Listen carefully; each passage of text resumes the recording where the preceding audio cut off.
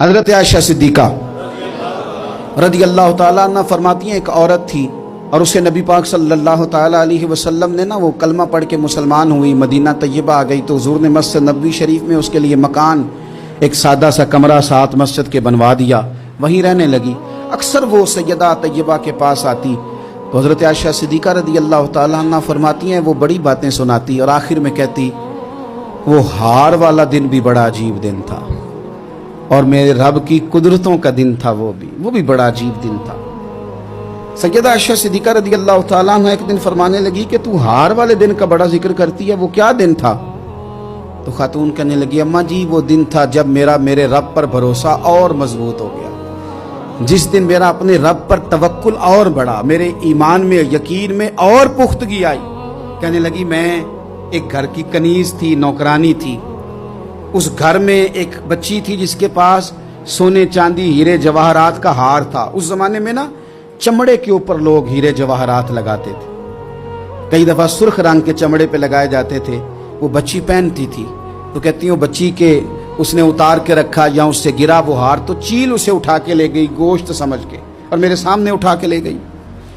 گھر والوں نے مجھ سے پوچھا، یہ بخاری میں موجود ہے، گھر والوں نے پوچھا مجھ سے کہ وہ ہار کہاں ہے تو میں نے کہا چیل اٹھا کے لے گئی۔ گھر میں کچھ چوری ہو جائے تو سب سے پہلا الزام کس پہ لگتا ہے؟ ملازمین پہ۔ کہتے انہوں نے مجھے بڑا مارا، بڑی تکلیف تھی، حتیٰ کہ میری شرمگاہ تک کی تلاشی لی، میری عزت اتنی خراب کی میں بتا نہیں سکتی۔ میں نے اپنی زندگی میں ایک واقعہ دیکھا، ایک امیر گھر میں چوری ہو گئی، ملازم کو اتنا مارا کہ وہ چارپائی پہ پڑ گیا، پولیس والوں سے اتنی مار پروائی گئی کہ وہ بیچارہ چارپائی پہ پڑ گیا اور پھر وہ اتنا بیمار ہوا اور کچھ دنوں کے بعد پتہ چل گیا کہ چور تو اپنا بیٹا ہے ان کا، پھر اس کا انتقال ہو گیا۔ اب وہ سیٹھ صاحب اور گھر والے آ کے مرنے والے کے کان میں معافیاں مانگ رہے ہیں، کان میں۔ تو میں نے ان سے پھر کہا تھا کہ یہ تو اب چلا گیا ہے، تمہارا زور چلتا تھا نا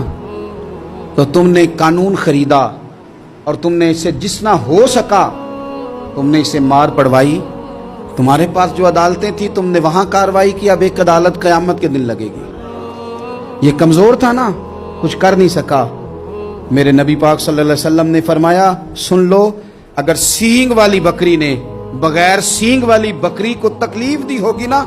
تو قیامت کے دن اسے بھی بدلہ دینا پڑے گا کہ تیرے پاس سینگ تھے اور تو نے اسے مارا تھا۔ وہ خاتون عرض کرتی ہے سیدہ عائشہ کی خدمت میں کہ مجھے بڑا مارا، مجھے تکلیف دی، میں کہہ رہی تھی کہ میرے سامنے چیل لے گئی ہے پر وہ نہیں مان رہے تھے، اماں جی انہوں نے مجھے بڑا مارا۔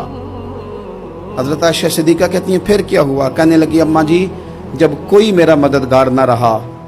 مجھے تکلیف دے رہے تھے، رسوا کر رہے تھے، تو میں نے اپنے رب سے مدد چاہی،